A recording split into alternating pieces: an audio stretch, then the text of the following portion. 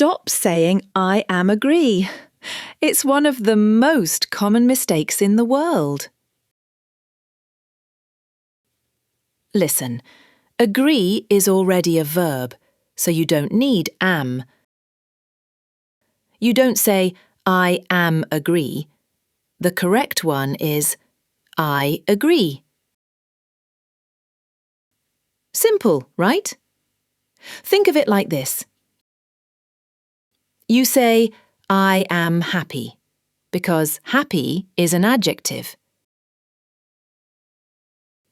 But agree is a verb, so you treat it like I eat, I know, or I understand.